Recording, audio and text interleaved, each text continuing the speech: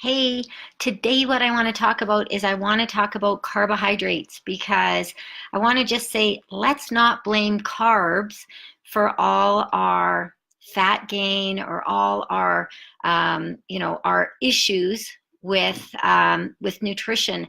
I talk to so many women who are absolutely terrified to eat carbs because they think that carbs are the devil.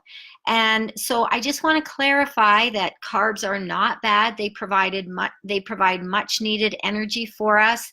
And when eaten in the right combination with fats and proteins, we need them. Our brain needs carbs for energy, for functioning.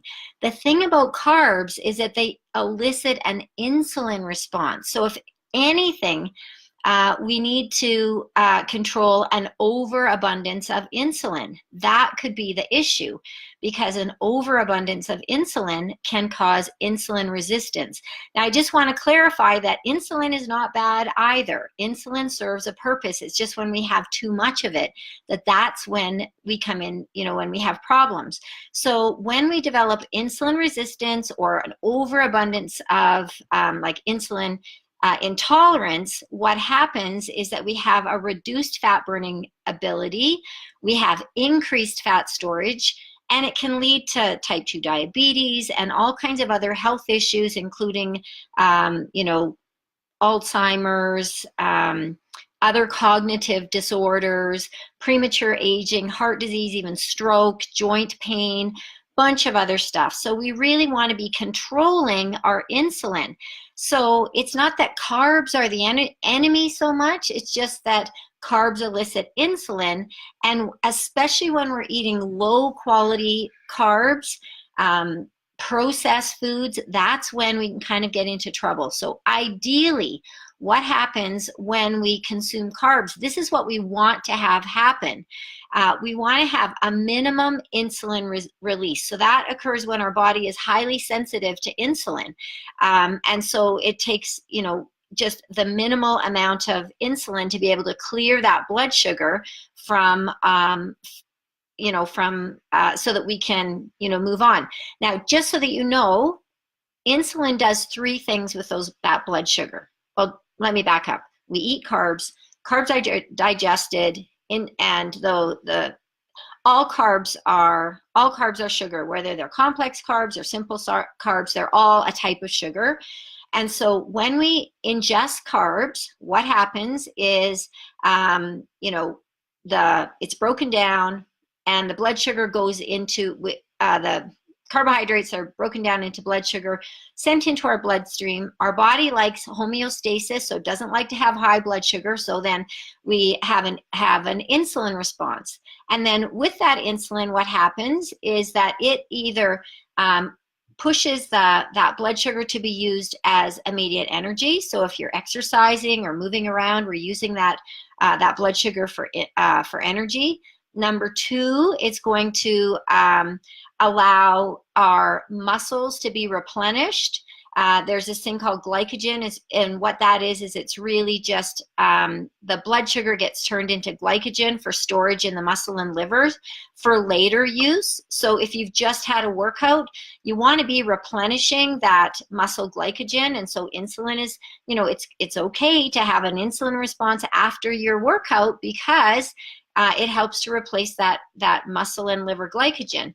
And then the third response that insulin, what happens with the blood sugar is if it's not used for immediate energy, if it's not used for muscle and glycogen replacement, then the body in its infinite wisdom says, hey, I'm just going to keep this, I'm going to store it for a rainy day, which means that it's going to go, that blood sugar is going to get converted into fat for storage. So what you want to do is you don't want to have, I'm just getting all these texts come through, and they'll just have to wait. Where was I? When blood sugar, oh yeah, we just don't want to have an abundance of insulin because we cannot be in a fat burning state with insulin present in our bodies. So, we'll never be digging into our own fat stores when we have a presence of insulin, because insulin is either is directing traffic with the blood sugar, either using blood sugar for immediate use, using it storage for the liver or muscles, or it's pushing that blood sugar into fat storage. So when we have insulin, we can't be mobilizing the fat that we already have in our bodies. So carbs are not the problem. It's just controlling our insulin response. So it's a matter of choosing the right carbs and the right timing so that our insulin isn't spiking up and then falling down and then spiking up, because then that also affects our energy levels. So if we're having energy, dips in the day, it's quite likely that we are, our insulin is all over the map.